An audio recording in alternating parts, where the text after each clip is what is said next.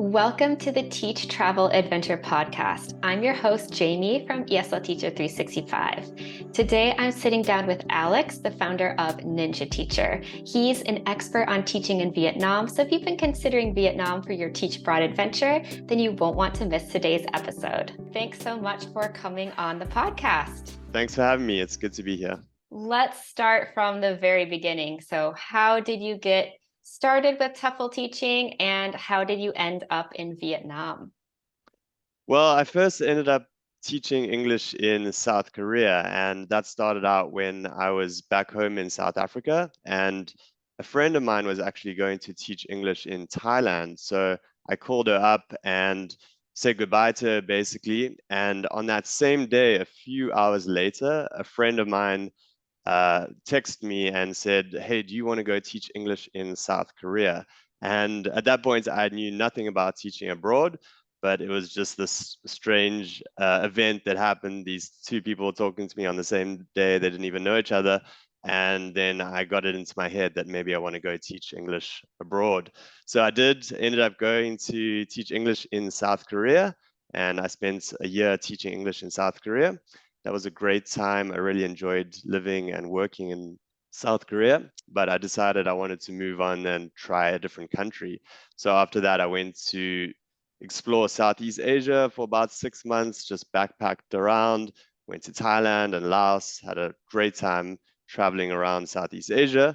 And then I ended up in Hanoi, Vietnam, where I ended up teaching there for a while. And I'd heard Vietnam was a very good country for teaching with a really up and coming markets. So I settled there in Hanoi, and this is over 8 years ago now. And then ended up moving down here to Ho Chi Minh City, and I've been in Vietnam since then. So you mentioned that Vietnam was kind of up and coming market. What do you think makes Vietnam such a destination for teaching English and teaching abroad? There are quite a few reasons. The first one being the salary to living costs is very good. So you can earn a very good salary, usually in the range of about 1,400 to 2,000 US dollars per month. And then also live very cheaply. A lot of people live on, under $1,000 a month. So that gives you a great opportunity to live a great lifestyle and also save money. That being one of them. Another is just, I think Vietnam is a great country to live in. If you've been to Southeast Asia, there's a lot of vibrance and culture in Vietnam and throughout Southeast Asia. But Vietnam specifically is a place where, there's amazing food. The people here are great, very friendly and welcoming. And just the general lifestyle that an expat can have here is really great.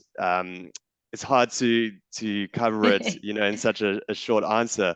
But I think that if you spend some time here, you'll know that living in Vietnam is just an exciting and fun place to live in. And on top of that, there's also the market for English teachers being very good right now. The education sector is growing extremely fast. There's English institutions opening all the time here, so the market's growing. So there's a lot of good opportunities here.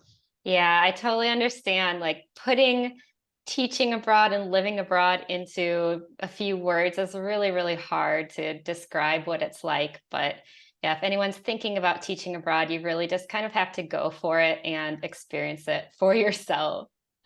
Absolutely. What are some of the logistics involved in getting to Vietnam? What are the requirements to teach? What's the visa process like? Yeah, so with regards to visas, you do need to get a work permit to work legally in Vietnam. And the requirements for that are to have a bachelor's degree in any subject, plus a teaching certification, like a TEFL or TESOL certification, and then a clean criminal background. So those are the main requirements. For non-native English speakers, you may need to have an English proficiency test as well. But those are the requirements set by the Vietnamese government, and you do need to submit all of those to get an actual work permit and then a temporary resident card.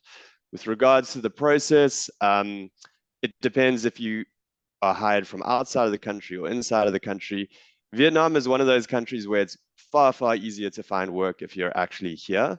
Yeah. So that's the recommended process. We recommend people come to Vietnam first and then apply for jobs, in person, do in-person interviews. That way you're really setting yourself ahead of all the people that are just applying from their home country. That's just not as effective for Vietnam. So if you're in the country and you have those qualifications, then you have a really good shot at getting a job here. And at that point, you'd usually come in on a short-term visa and then process a working visa with the school once you get a job. And what is the timeline? Does it depend on where you're from and if you're applying in country versus out of country? Are there a lot of different factors, or is it more or less it takes the same amount of time? Yeah, so you can get a job as quickly as you interview, basically. So if you arrive in the country and you start sending out your resume, and you can set up interviews usually within a few days.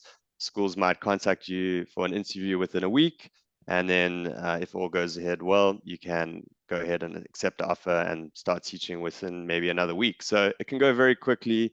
We find that people that come through our programs are getting jobs, within 2 weeks of finishing the TEFL training course. So it can go really quickly. What are some of the pros and cons of teaching in Vietnam, in your opinion, as someone who lives there and has done this for quite a while? Yeah, so there are two categories, I guess. It's the actual work and then living in Vietnam. I would say with the work in Vietnam, the pros are that the teaching hours are reasonable. There's, not there's a strong work culture here, but you're not expected to teach more than 20, 22 hours per week. So some countries I know, you have to teach 30, 35 hours a week. And as a teacher yourself, you know that that's a lot. People see, oh, it's only 30 hours a week, but there's lesson planning, there's admin. That's a big workload. So most schools don't expect you to teach more than about 20 hours per week, which is nice. As I mentioned, the salaries are really good, as well as the lower living costs. And the market, as I also mentioned, is good. But that means that there's a lot of opportunities in the country to work at good schools, and I think a lot of these schools are growing and they treat teachers really well. Of course, there's cases throughout Asia where you end up with a bad school, but I think in Vietnam, there's a lot of reputable employers. So that goes a long way to having a good experience if you get to work with a good company.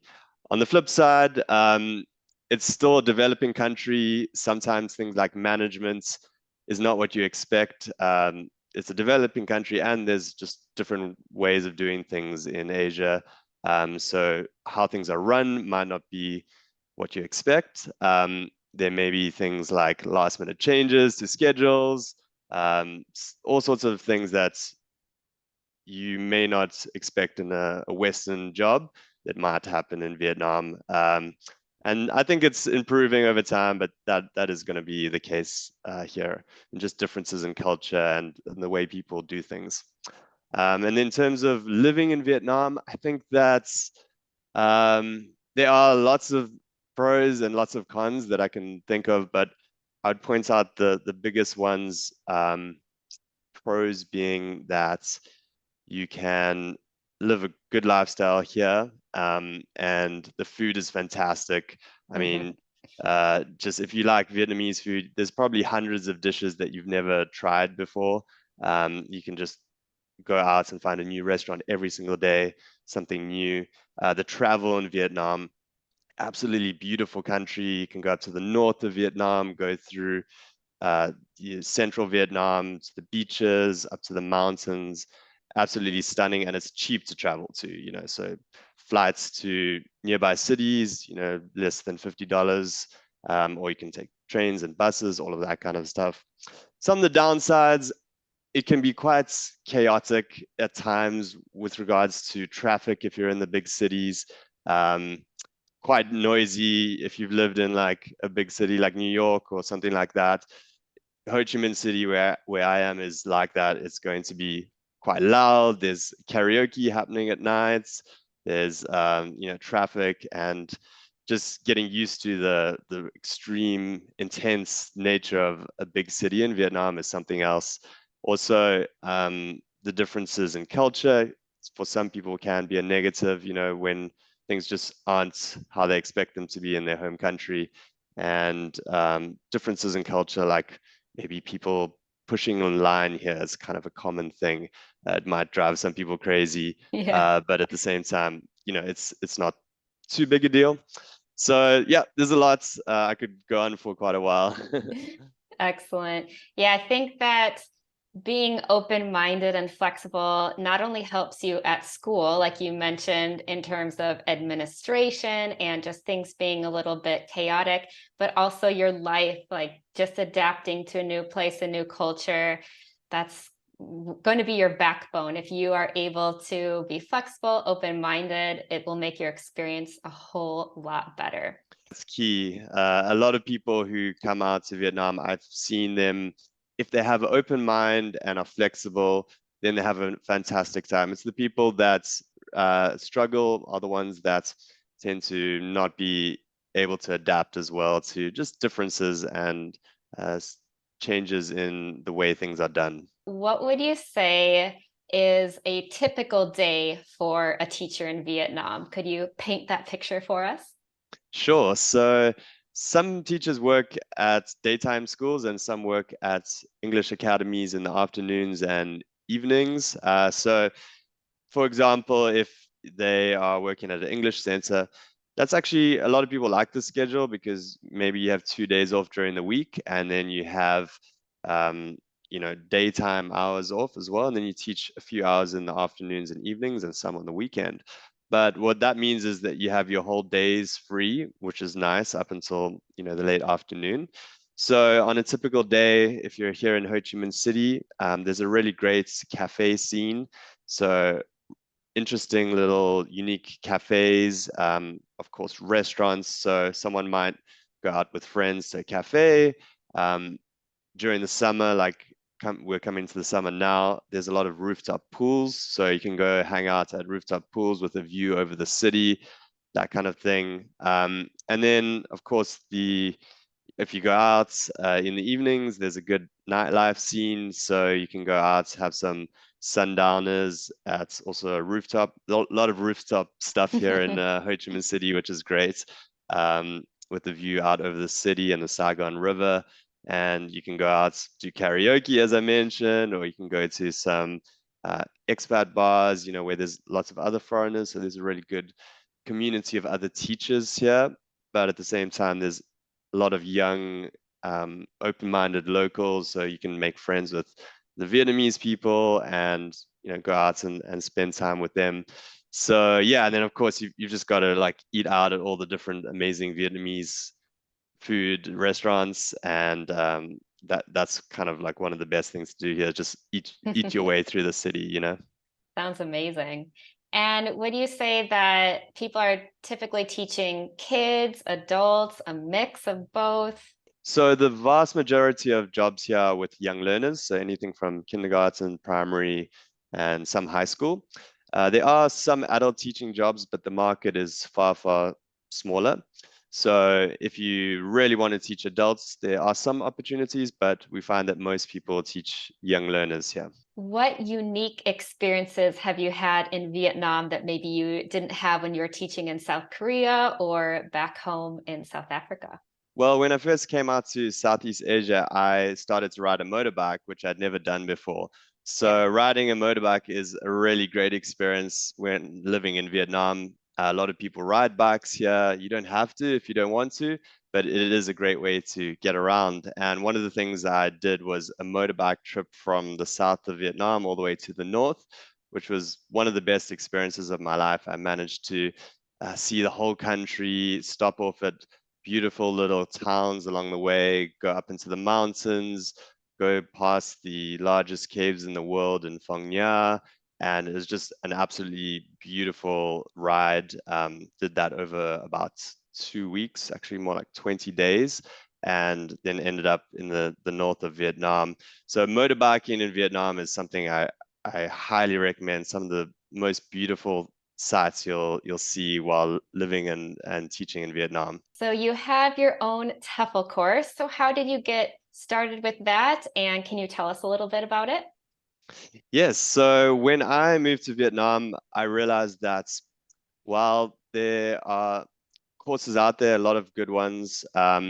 We realized that a lot of schools in Vietnam really want to see the in-person training. So what I saw was that there weren't that many opportunities to take an in-person course in the country and then get a teaching job after that. So it made sense that, also a lot of people want to get that support with arriving in the country and getting settled in. Well, it's nice to take a course back home, and I did that when I originally went to go teach abroad.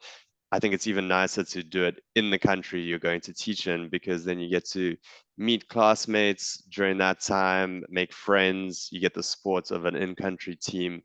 So yeah, we decided to start up a course here, and we've been running our own course since 2018 in Vietnam.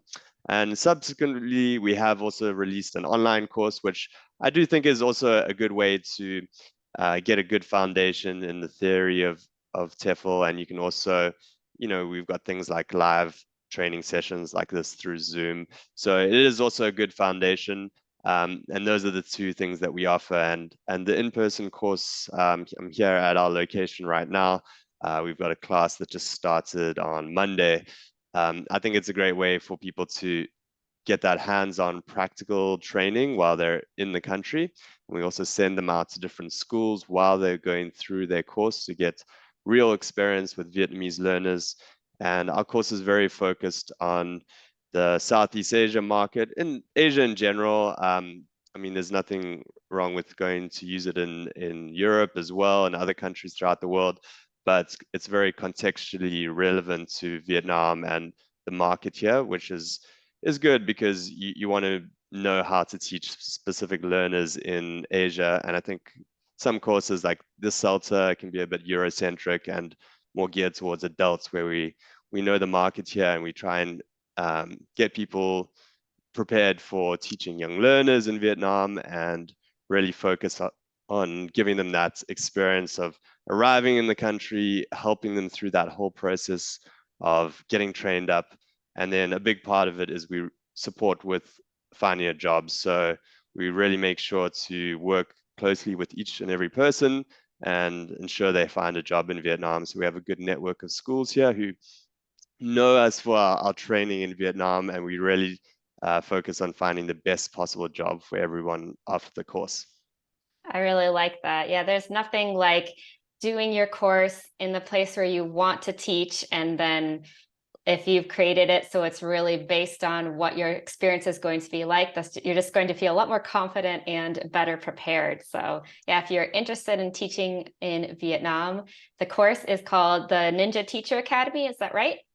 Right. If someone is considering teaching in Vietnam, but maybe they're on the fence, they're thinking about some other countries, what would you say to them? Yeah, that's a good question. And I don't like to tell people like what I think they should do because it's a personal decision.